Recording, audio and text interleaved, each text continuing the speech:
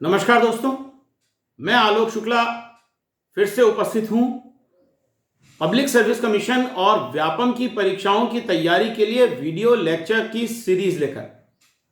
लेकिन शुरू करने के पहले सब्सक्राइब बटन जरूर दबा दीजिए और बेल आइकॉन भी दबा दीजिए ताकि आपको हर नए वीडियो का नोटिफिकेशन मिलता रहे। आज हम बात करेंगे भारत के संविधान के अंतर्गत अनुच्छेद 5 से 11 तक नागरिकता संबंधी प्रावधानों के बारे में। नागरिकता व्यक्ति और राज्य के बीच के संबंध को दर्शाती है। किसी भी राज्य में दो तरह के लोग रहते हैं, नागरिक और विदेशी। भारत के नागरिक भारतीय राज्य के पूर्ण सदस्य हैं और उसके प्रति निष्ठावान हैं। उन्हें सभी नागरिक और राजनीतिक अधिकार प्राप्त हैं। नागरिकता का विचार गैर नागरिकों को कुछ अधिकारों से वंचित करता है। भारत के राष्ट्रपति की YouTube channel president of India पर creative commons attribution licence reuse allowed के अंतर्गत उपलब्ध पूर्व राष्ट्रपति महामहिम रामनाथ कोविंद जी के राष्ट्र के नाम संदेश में सुनिए कि महामहिम राष्ट्रपति जी कह रहे हैं कि भारत उसके सभी नागरिकों के लिए है। वीडियो का लिंक मैं डिस्क्रिप्शन बॉक्स में दे रहा हूं और वीडियो आपको यहां पर दिखा रहा हूं। No conception of India's development can be complete without a salute to our spirit of inclusiveness, of access and opportunities for all, of an expansion and an embrace of those whom we consider our own. This country belongs to each of us and to all of us. Every group and every community, every region and every identity. It belongs to every citizen and every individual. India's pluralism is its greatest strength and its greatest example to the world. The Indian model rests on a tripod of diversity, democracy and development. We cannot choose one above the other. We must have all three and we will have all three. नागरिकता प्राप्त करने के दो प्रसिद्ध सिद्धांत हैं। पहले को कहते हैं जुस सोली। यह सिद्धांत जन्म के आधार पर नागरिकता प्रदान करता है। और दूसरे को कहते हैं जुस सैंग्विनिस। सैंग्विन का मतलब खून होता है, तो यह सिद्धांत रक्त संबंधों को मान्यता देता है। भारत में जुस सोली को ही माना जाता है। जुस सैंग्विनिस के विचार को नस्लीय मानते हुए संविधान सभा ने खारिज कर दिया था। संविधान सभा ने उसे भारतीय विचारधारा के विपरीत माना था। स्वतंत्रता पूर्व युग में ब्रिटिश नागरिकता अधिनियम और वर्ष 2014 का विदेश अधिकार अधिनियम लागू था। इसे वर्ष 2048 में भारत में निरस्त कर दिया गया था। ब्रिटिश राष्ट्रीयता अधिनियम के तहत भारतीयों को ब्रिटेन की नागरिकता नहीं मिली थी, परंतु उन्हें बिना नागरिकता के अस्थायी रूप से ब्रिटिश प्रजा माना गया था। वर्ष 1947 में भारत के विभाजन के परिणाम स्वरूप भारत और पाकिस्तान के बीच बड़े पैमाने पर जनसंख्या की आवाजाही हुई। लोग अपनी पसंद के देश में रहने और उस देश की नागरिकता को हासिल करने के लिए स्वतंत्र हो गए। संविधान सभा ने इन प्रवासियों की नागरिकता के निर्धारण के तात्कालिक उद्देश्य के लिए संविधान में नागरिकता संबंधी प्रावधान किए हैं। संविधान का भाग 2 में अनुच्छेद 5 से 11 नागरिकता से संबंधित हैं, परंतु इनमें नागरिकता की कोई स्थायी व्यवस्था नहीं की गई है। ये अनुच्छेद केवल उन व्यक्तियों की पहचान करते हैं जो संविधान के प्रारंभ के समय अर्थात 26 जनवरी 1950 को भारत के नागरिक बन गए थे। साथ ही अनुच्छेद 11 संसद को नागरिकता से संबंधित कानून बनाने का अधिकार देता है। तदनुसार संसद ने नागरिकता अधिनियम वर्ष 1955 बनाया है, जिसमें समय समय पर संशोधन भी किया गया है। अब हम बात करेंगे अनुच्छेद 5 की। अनुच्छेद 5 संविधान के प्रारंभ पर नागरिकता। इस संविधान के प्रारंभ पर प्रत्येक व्यक्ति जिसका भारत के राज्य क्षेत्र में अधिवास है और जो भारत के राज्य क्षेत्र में जन्मा था या जिसके माता या पिता में से कोई भारत के राज्य क्षेत्र में जन्मे थे या जो ऐसे प्रारंभ से ठीक पहले कम से कम 5 साल तक भारत के राज्य क्षेत्र में मामूली तौर से निवासी रहा है, वह भारत का नागरिक होगा। फिर अनुच्छेद 6, पाकिस्तान से भारत को प्रव्रजन करने वाले कुछ व्यक्तियों के नागरिकता के अधिकार।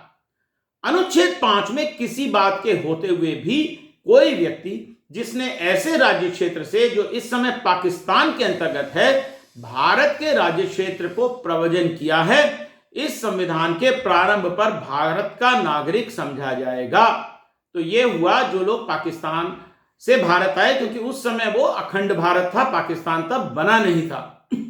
इसमें क है यदि वो या उसके माता पिता का जन्म या उसके पितामह या पितामही या मातामही में से कोई मूल रूप से यथा अधिनियमित भारत शासन अधिनियम 1935 में भारत में जो परिभाषित भारत किया गया था, जो भारत की परिभाषा थी उसमें जन्मा था, तो उस समय अखंड भारत था। जबकि वह ऐसा व्यक्ति है जिसने 19 जुलाई 1948 के पहले इस प्रकार प्रवचन किया है, तब यदि वह अपने प्रव्रजन की तारीख से भारत के राज्य क्षेत्र में मामूली तौर पर निवासी रहा है तो 19 जुलाई 1948 के पहले भारत आ गए, या जबकि वो ऐसा व्यक्ति है जिसने 19 जुलाई 1948 को या उसके पश्चात इस प्रकार प्रव्रजन किया है, तब यदि वो नागरिकता प्राप्ति के लिए भारत डोमिनियन की सरकार द्वारा विहित प्रारूप में और विहित रीति से उसके द्वारा संविधान के प्रारंभ से पहले ऐसे अधिकारी को जिसे उस सरकार ने इस प्रयोजन के लिए नियुक्त किया है, आवेदन किए जाने पर उस अधिकारी द्वारा भारत का नागरिक रजिस्ट्रीकृत कर लिया गया है, तो वो अगर 19 जुलाई 1948 के बाद भी आया है पर संविधान प्रारंभ होने के पहले भारत में था और उसने भारत की नागरिकता के लिए आवेदन किया और उसको नागरिक के रूप में पंजीकृत कर लिया, तो वो भारत का नागरिक होगा। लेकिन इसमें एक परंतु भी है, और परंतु यह है कि परंतु यदि कोई व्यक्ति अपने आवेदन की तारीख के ठीक पहले कम से कम 6 मास भारत के राज्य क्षेत्र में निवासी नहीं रहा है तो वह इस प्रकार रजिस्ट्रीकृत नहीं किया जाएगा। तो 6 महीने तक रहने की शर्त लगाई गई थी। फिर अनुच्छेद 7, पाकिस्तान को प्रव्रजन करने वाले व्यक्तियों को भारतीय नागरिकता के अधिकार, मतलब भारत से पाकिस्तान में कोई चला गया है तो अनुच्छेद 5 और अनुच्छेद 6 में किसी बात के होते हुए भी कोई व्यक्ति जिसने 1 मार्च 1947 के पश्चात भारत के राज्य क्षेत्र से ऐसे राज्य क्षेत्र को जो इस समय पाकिस्तान के अंतर्गत आता है प्रव्रजन किया है, भारत का नागरिक नहीं समझा जाएगा। तो अगर कोई भारत के राज्य क्षेत्र से पाकिस्तान के राज्य क्षेत्र में चला गया है तो उसको भारत की नागरिकता नहीं मिलेगी। लेकिन यहां पर भी एक परंतु है, परंतु इस अनुच्छेद की कोई बात ऐसे व्यक्ति पर लागू नहीं होगी जो ऐसे राज्य क्षेत्र को जो इस समय पाकिस्तान के अंतर्गत है प्रव्रजन करने के पश्चात भारत के राज्य क्षेत्र को ऐसी अनुज्ञा के अधीन लौट आया है जो पुनर्वास के लिए या स्थायी रूप से लौटने के लिए किसी विधि के प्राधिकार द्वारा या उसके अधीन दी गई है। और प्रत्येक ऐसे व्यक्ति के बारे में अनुच्छेद 6 के खंड ख के प्रयोजन के लिए यह समझा जाएगा कि उसने भारत के राज्य क्षेत्र को 19 जुलाई 1948 के पश्चात प्रव्रजन किया है। तो अगर कोई व्यक्ति पाकिस्तान चला गया था लेकिन वो स्थायी रूप से भारत में रहने के लिए लौटना चाहता है और कोई कानून ऐसा भारत सरकार का है जिसके अंतर्गत उसको अनुमति दी जा सकती है, तो ऐसी अनुमति मिलने पर उसको भारत की नागरिकता मिल सकती है और उसके लिए उसको आवेदन करना होगा और उसको भारत का नागरिक पंजीकृत किया जा सकता है। फिर अनुच्छेद 8, भारत के बाहर रहने वाले भारतीय उद्भव के कुछ व्यक्तियों को नागरिकता के अधिकार। तो कोई ऐसा व्यक्ति है जो मूल रूप से भारतीय था और भारत के बाहर रहता है, तो इसमें कहा है कि अनुच्छेद 5 में किसी बात के होते हुए भी कोई व्यक्ति जो या जिसके माता पिता में से कोई या पितामह या पितामही या मातामही में से कोई मूल रूप से यथा अधिनियमित भारत शासन अधिनियम 1935 में परिभाषित भारत में जन्मा था। और जो इस प्रकार परिभाषित भारत के बाहर किसी देश में मामूली तौर से निवास कर रहा है, भारत का नागरिक समझा जाएगा यदि वह नागरिकता प्राप्ति के लिए भारत डोमिनियन की सरकार द्वारा या भारत सरकार द्वारा विहित प्रारूप में और रीति से अपने द्वारा उस देश में जहां वह तत्समय निवास कर रहा है, भारत के राजनयिक या काउंसिल के प्रतिनिधि को इस संविधान के प्रारंभ के पहले या उसके पश्चात आवेदन किए जाने पर ऐसे राजनयिक या काउंसिल द्वारा या प्रतिनिधि द्वारा भारत का नागरिक रजिस्ट्रीकृत कर लिया गया है। तो अगर कोई व्यक्ति 1935 में जो भारत था उस राज्य क्षेत्र में जन्मा था या उसके दादा दादी या नाना नानी वहां जन्मे थे और वो भारत के बाहर भी रह रहा है लेकिन भारत की नागरिकता चाहता है, तो इस अनुच्छेद के तहत आवेदन करके वो भारत की नागरिकता प्राप्त करने की अधिकार रखता था। अब अनुच्छेद 9, विदेशी राज्य की नागरिकता स्वेच्छा से अर्जित करने वाले व्यक्ति का नागरिक न होना। यदि किसी व्यक्ति ने किसी विदेशी राज्य की नागरिकता स्वेच्छा से अर्जित कर ली है तो वह अनुच्छेद 5 के आधार पर भारत का नागरिक नहीं होगा, वह अनुच्छेद 6 या अनुच्छेद 8 के आधार पर भारत का नागरिक नहीं समझा जाएगा। तो भारत में डबल सिटीजनशिप नहीं है। तो अगर कोई स्वेच्छा से किसी अन्य देश का नागरिक बन जाता है तो भारत की उसकी नागरिकता समाप्त हो जाती है। अब अनुच्छेद 10 कहता है नागरिकता के अधिकारों का बना रहना। प्रत्येक व्यक्ति जो इस भाग के पूर्वगामी उपबंधों में से किसी के अधीन भारत का नागरिक है, यह समझा जाता है ऐसी विधि के उपबंधों के अधीन रहते हुए जो संसद द्वारा बनाई जाए भारत का नागरिक बना रहेगा। तो जो बन गया है नागरिक वो बना रहेगा जब तक कि उसकी नागरिकता समाप्त ना कर दी जाए। उसके बाद अनुच्छेद 11, संसद द्वारा नागरिकता के अधिकार का विधि द्वारा विनियमन किया जाना।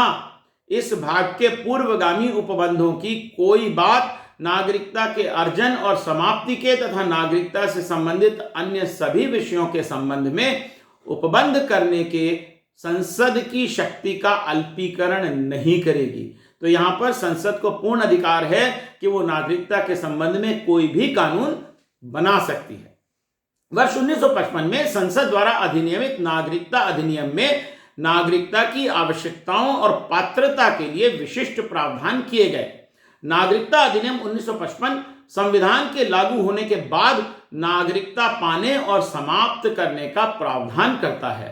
मूल अधिनियम में राष्ट्रमंडल नागरिकता के लिए भी प्रावधान किया गया था, लेकिन यह प्रावधान नागरिकता संशोधन अधिनियम 2003 द्वारा निरस्त कर दिया गया था। भारतीय नागरिकता अधिनियम 1955 नागरिकता प्राप्त करने के 5 तरीके निर्धारित करता है: जन्म, वंश, पंजीकरण, देशीयकरण और क्षेत्र का समावेश। पहला है जन्म द्वारा। तो 26 जनवरी 1950 को या उसके बाद लेकिन 1 जुलाई 1987 से पहले भारत में पैदा हुआ व्यक्ति जन्म से भारत का नागरिक है, भले ही उसके माता पिता की राष्ट्रीयता कुछ भी क्यों न हो। 1 जुलाई 1987 को या उसके बाद भारत में पैदा हुए व्यक्ति को भारत का नागरिक तभी माना जाता है जब उसके जन्म के समय उसके माता पिता में से कोई एक भारत का नागरिक हो। 3 दिसंबर 2004 को या उसके बाद भारत में जन्म लेने वालों को भारत का नागरिक तभी माना जाता है जब या तो उसके माता और पिता दोनों भारत के नागरिक हो या माता और पिता में से कोई एक भारत का नागरिक हो और दूसरे बच्चे के जन्म के समय भारत में अवैध प्रवासी ना हो। परंतु भारत में तैनात विदेशी राजनयिकों के बच्चे और शत्रु एलियंस जन्म से भारतीय नागरिकता हासिल नहीं कर सकते हैं। तो आप देख सकते हैं कि धीरे धीरे जन्म से भारत की नागरिकता हासिल करने का अधिकार कम किया जाता रहा है। पहले केवल बच्चे के जन्म से बच्चे को मिलता था, उसके बाद माता या पिता दोनों में से किसी एक का जन्म भारत में होना, एक का भारतीय नागरिक होना अनिवार्य है। उसके बाद यह किया गया कि दोनों माता और पिता दोनों का भारतीय नागरिक होना चाहिए या दोनों में से कोई एक कम से कम भारतीय नागरिक हो और दूसरा अवैध अप्रवासी ना हो। तो कोई अवैध प्रवासी आकर किसी भारतीय से विवाह कर ले और उनका बच्चा हो जाए तो उस बच्चे को भारतीय नागरिकता नहीं मिलेगी। दूसरा है पंजीकरण के द्वारा। केंद्र सरकार आवेदन देने पर ऐसे किसी व्यक्ति को जो अवैध प्रवासी न हो भारत के नागरिक के रूप में पंजीकृत कर सकती है यदि वह निम्नलिखित में से किसी भी श्रेणी से संबंधित है। क, भारतीय मूल का व्यक्ति जो पंजीकरण के लिए आवेदन करने से पहले 7 साल से भारत में सामान्य रूप से निवासी है। ख, भारतीय मूल्य का व्यक्ति जो अविभाजित भारत के बाहर किसी भी देश या स्थान में सामान्य रूप से निवासी है। ग, ऐसा व्यक्ति जो भारत के नागरिक से विवाहित है और पंजीकरण के लिए आवेदन करने के पहले 7 साल से भारत में सामान्य रूप से निवासी है। अंगा, ऐसे व्यक्ति जो नाबालिग बच्चे हैं और जो भारत के नागरिक के नाबालिग बच्चे हैं। च, पूर्ण आयु और क्षमता का ऐसा व्यक्ति जिसके माता पिता भारत के नागरिक के रूप में पंजीकृत हैं। छ, पूर्ण आयु और क्षमता का ऐसा व्यक्ति जो स्वयं या जिसके माता पिता में से कोई भी स्वतंत्र भारत का पूर्व नागरिक था और पंजीकरण के लिए आवेदन करने के ठीक पहले 12 महीने से भारत में सामान्य रूप से निवासी है। ज, पूर्ण आयु और क्षमता का ऐसा व्यक्ति जो 5 साल के लिए भारत के कार्ड धारक के रूप में एक विदेशी नागरिक के रूप में पंजीकृत है और जो पंजीकरण के लिए आवेदन करने के पहले 12 महीने के लिए भारत में सामान्य रूप से निवासी है। ये कार्ड धारक की बात हम आगे करेंगे क्योंकि यहां पर एक हम लोगों ने पीआईओ कार्ड की नई योजना प्रारंभ की थी जिससे कि प्रवासी भारतीयों को काफी भारत में आने की सुविधा मिल सके। किसी भी व्यक्ति को भारतीय मूल का माना जाएगा यदि वह या उसके माता पिता में से कम कोई एक अविभाजित भारत में या ऐसे अन्य क्षेत्र में पैदा हुआ था जो 15 अगस्त 1947 के बाद भारत का हिस्सा बन गया। भारत के नागरिक के रूप में पंजीकृत होने के पहले उपरोक्त सभी श्रेणियों के व्यक्तियों को भारत के प्रति निष्ठा की शपथ लेनी होगी। तीसरा है वंश के द्वारा। क है 26 जनवरी 1950 को या उसके बाद लेकिन 10 दिसंबर 1992 से पहले भारत के बाहर पैदा हुआ व्यक्ति वंश से भारत का नागरिक है यदि उसके पिता उसके जन्म के समय भारत के नागरिक थे। ख, 10 दिसंबर 1992 को या उसके बाद भारत के बाहर पैदा हुए व्यक्ति को भारतीय नागरिक माना जाता है यदि उसके जन्म के समय उसके माता पिता में से कोई एक भारत का नागरिक हो। ग, अगर भारत के बाहर या 3 दिसंबर 2004 के बाद पैदा हुए व्यक्ति को नागरिकता हासिल करनी है तो उसके माता पिता को यह घोषित करना होगा कि नाबालिग के पास दूसरे देश का पासपोर्ट नहीं है और उसका जन्म 1 साल के भीतर भारतीय वाणिज्य दूतावास में पंजीकृत है। चौथा है प्राकृतिकरण द्वारा। कोई व्यक्ति प्राकृतिकरण द्वारा नागरिकता प्राप्त कर सकता है यदि वो 12 साल आवेदन की तारीख से 12 महीने पहले और कुल मिलाकर 11 साल के लिए भारत का निवासी है और नागरिकता अधिनियम की 3री अनुसूची की सभी योग्यताओं को पूरा करता है। पांचवा, प्रादेशिक निगमन द्वारा। यदि कोई विदेशी क्षेत्र भारत का हिस्सा बन जाता है तो भारत सरकार उन व्यक्तियों को निर्दिष्ट कर सकती है जो उस क्षेत्र के लोगों में से भारत के नागरिक होंगे। ऐसे व्यक्ति अधिसूचित तिथि से भारत के नागरिक अपने आप बन जाते हैं। ये याद रखिए कि यह अधिनियम दोहरी नागरिकता प्रदान नहीं करता है। अधिनियम के महत्वपूर्ण संशोधनों के बारे में बात कर लें। अधिनियम वर्ष 1986, 1992, 2003, 2005, 2015 और 2019 में संशोधित किया गया है। इन संशोधनों के माध्यम से संसद ने जन्म के आधार पर नागरिकता के सिद्धांत को संकुचित किया है। सबसे पहले 1986 का संशोधन। इस संशोधन ने यह शर्त जोड़ी कि जो लोग 26 जनवरी 1950 के बाद लेकिन 1 जुलाई 1987 के पहले भारत में पैदा हुए थे वही भारतीय नागरिक होंगे। 1 जुलाई 1987 के बाद और 4 दिसंबर 2003 के पहले जन्म लेने वालों को भारत में अपने जन्म के आधार पर नागरिकता तभी मिल सकती है जब जन्म के समय उनके माता पिता में से कम कोई एक भारतीय नागरिक हो। दूसरा, वर्ष 2003 का संशोधन। बांग्लादेश से घुसपैठ को ध्यान में रखते हुए इस संशोधन ने उपर्युक्त शर्त को और कठोर बना दिया। 4 दिसंबर 2004 को या उसके बाद पैदा हुए लोगों के लिए माता और पिता दोनों का भारतीय नागरिक होना आवश्यक है, या माता और पिता में से कम एक भारतीय नागरिक हो और दूसरा अवैध प्रवासी ना हो। इसके अतिरिक्त अवैध प्रवासी देशीकरण या पंजीकरण का नागरिकता द्वारा दावा नहीं किया जा सकता, भले ही वो 7 साल से भारत का निवासी हो। तीसरा, वर्ष 2005 का संशोधन। नागरिकता संशोधन अधिनियम 2005 में सभी देशों के भारतीय मूल के व्यक्तियों को विदेशी भारतीय नागरिकता प्रदान करने के लिए प्रावधान शामिल किए गए थे। इसमें पाकिस्तान और बांग्लादेश शामिल नहीं थे। इन्हें 2015 में फिर से संशोधित किया गया। वर्ष 2015 का संशोधन। नागरिकता संशोधन अधिनियम 2015 ने मूल अधिनियम में प्रवासी भारतीय नागरिक या OCI, overseas citizen of India से संबंधित प्रावधानों को संशोधित किया। इसने भारतीय मूल के व्यक्ति PIO, person of Indian origin card योजना और OCI कार्ड योजना को मिलाकर overseas citizen of India card धारक नाम की एक नई योजना शुरू की। नागरिकता संशोधन अधिनियम 2015 के संबंध में यूट्यूब की चैनल भारतीय जनता पार्टी पर creative commons attribution licence reuse allowed के अंतर्गत उपलब्ध माननीय मंत्री श्री राजनाथ सिंह जी के संसद में भाषण का यह वीडियो देखिए। वीडियो का लिंक मैं डिस्क्रिप्शन बॉक्स में दे रहा हूं। सभापति महोदय, वैसे सम्मानित सदस्यों ने इस सिटीजनशिप अमेंडमेंट बिल पर चर्चा के दौरान बस हिस्सा लिया है, लेकिन कंक्लूडिंग रिमार्क जो इस पर होगा वो हमारे सहयोगी किरण रिजिजू के द्वारा होगा।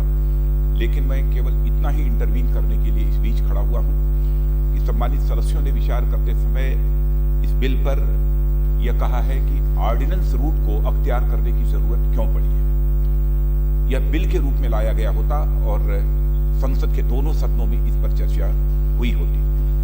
लेकिन मैं यह स्पष्ट करना चाहता हूं, वैसे इसके पहले भी मैं बतला चुका हूं कि हमारे प्रधानमंत्री जी का एक कमिटमेंट था जब वहां गए थे US में और ऑस्ट्रेलिया में, तो उस कारण यह किया गया है। लेकिन ऐसा नहीं है कि हमारे प्रधानमंत्री जी ने आर्बिट्रेरली इसको बोल दिया हो, मनमाने तरीके से वहां पर बोल दिया, बल्कि एक ऐतिहासिक तिथि को ध्यान में रखकर तब उन्होंने यह आश्वासन दिया था।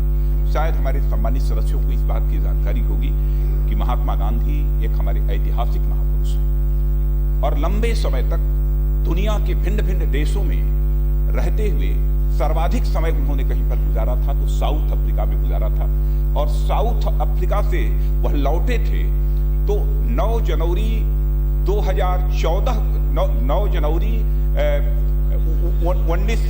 1914 को वह भारत लौटे थे। वह भी एक प्रकार के प्रवासी भारतीय थे। तो वह 100 साल पूरा हो रहा था 9 जनवरी 2015। तो इसलिए प्रधानमंत्री जी ने घोषणा की थी कि अगला प्रवासी भारतीय दिवस जब भी भारत में होगा तो उस अवसर पर आप लोगों की जो मांग है कि OCI और PIO इन दोनों को मर्ज किया जाना चाहिए और सबको OCI कार्ड होल्डर बनाया जाना चाहिए, तो यह सुविधा मुकम्मल तौर पर आपको उपलब्ध करा दी जाएगी। और गांधीनगर में यह प्रवासी भारतीय दिवस 7, 8, 9 जनवरी को था और 9 जनवरी को ही महात्मा गांधी के वह 100 वर्ष पूरे हो रहे थे जब वह भारत में पहुंचे थे। और 9 जनवरी 1914 को भारत में आने के बाद उन्होंने स्वतंत्रता संग्राम में जो भूमिका निभाई है, मैं समझता हूं कि जितने भी सम्मानित सदस्य यहां पर बैठे हैं सहज रूप से सभी सच्चाई को स्वीकार करेंगे कि फ्रीडम स्ट्रगल को भारत की राजनीति में एक नया डायमेंशन देने का काम यदि किसी ने किया था तो वह राष्ट्रपिता महात्मा गांधी ने किया था। इसीलिए उस तिथि का चयन किया था। एक माननीय सदस्य ने यह कहा था कि यह तीसरा सत्र चल रहा है नई सरकार का, यह नए सदन का। पहले में क्यों नहीं लाए, दूसरे में क्यों नहीं लाए? पहले में लाने का तो सवाल नहीं था क्योंकि सत्र बहुत ही छोटा था। और उसमें साथ ही साथ एक बजट भी प्रस्तुत करना था। दूसरे में क्यों नहीं लाए? दूसरे में ही यह लाया गया था दिसंबर में, लेकिन दिसंबर में समयाभाव होने के कारण यह पारित नहीं हो पाया। इसलिए तत्काल इसे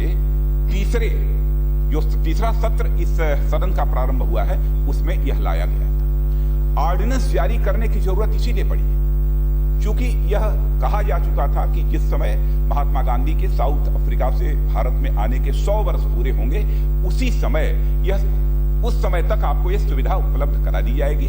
तब तक सदन नहीं था प्रचलन में, सदन की कार्रवाई नहीं चल रही थी, इसलिए ऑर्डिनेंस जारी करने की आवश्यकता पड़ी है। बस मुझे इतना ही अनुरोध करना था। पांचवा है वर्ष 2019 का संशोधन। इस संशोधन से पाकिस्तान, बांग्लादेश और अफगानिस्तान के हिंदू, सिख, बौद्ध, जैन, पारसी और ईसाई व्यक्ति यदि वो 31 दिसंबर 2014 के पहले भारत में प्रवेश करते हैं तो वे भारत में रहना जारी रख सकेंगे। यह संशोधन इन वर्गों को नागरिकता प्रदान करने के लिए निवास की आवश्यकता को भी 7 वर्ष से घटाकर मात्र 5 वर्ष कर रहा है। इन प्रवासियों को पासपोर्ट अधिनियम और विदेशी अधिनियम से भी छूट दी गई है। हाल ही में इस अधिनियम के अंतर्गत नियम अधिसूचित किए गए हैं। असम एवं पूर्वोत्तर राज्यों में इस विधेयक का विरोध किया गया था क्योंकि यह बांग्लादेशी हिंदू अवैध प्रवासियों को नागरिकता प्रदान करता है। इस संशोधन का औचित्य यह है कि बांग्लादेश, पाकिस्तान और अफगानिस्तान में हिंदू, सिख, बौद्ध, जैन, पारसी और ईसाई अल्पसंख्यक हैं और धार्मिक उत्पीड़न से बचने के लिए भारत भाग आए हैं। इन देशों में मुस्लिम बहुसंख्यक हैं, इसलिए उनके लिए ऐसा प्रावधान नहीं किया गया है। यह पहली बार है जब धर्म के आधार पर नागरिकता देने के लिए कानून बनाया गया है। अब बात करेंगे नागरिकता की समाप्ति के प्रावधानों की। नागरिकता अधिनियम 2055 की धारा 9 में किसी भी व्यक्ति की नागरिकता को समाप्त करने का जिक्र भी किया गया है। 3 तरीकों से किसी व्यक्ति की भारतीय नागरिकता समाप्त हो सकती है। ये हैं, नंबर 1, यदि कोई भारतीय नागरिक स्वेच्छा से किसी और देश की नागरिकता ग्रहण कर ले तो उसकी भारतीय नागरिकता स्वयं ही समाप्त हो जाएगी। नंबर 2, यदि कोई भारतीय नागरिक स्वेच्छा से अपनी नागरिकता का त्याग कर दे तो उसकी भारतीय नागरिकता समाप्त हो जाएगी। और नंबर 3, भारत सरकार भी निम्नलिखित शर्तों के आधार पर अपने नागरिकों की नागरिकता समाप्त कर सकती है। वो क्या हैं शर्तें? पहली है कि कोई व्यक्ति 7 वर्षों से लगातार भारत के बाहर रह रहा है। ख, यदि ऐसा साबित हो जाए कि व्यक्ति ने अवैध तरीके से भारतीय नागरिकता प्राप्त की थी। ग, यदि कोई व्यक्ति देश विरोधी गतिविधियों में शामिल हो। और घ, यदि व्यक्ति भारतीय संविधान का अनादर करे। तो हमने संविधान के नागरिकता संबंधी प्रावधान आज समझे हैं, जाने हैं, और जो भारतीय नागरिकता अधिनियम 1955 और उसके संशोधन हुए हैं उनके बारे में भी जाना है। मुझे आशा है कि आप नागरिकता संबंधी प्रावधानों को भली भांति समझ गए होंगे। आज के लिए इतना ही। अगले वीडियो में संविधान से संबंधित एक और लेक्चर सीरीज के साथ उपस्थित होऊंगा। नमस्कार।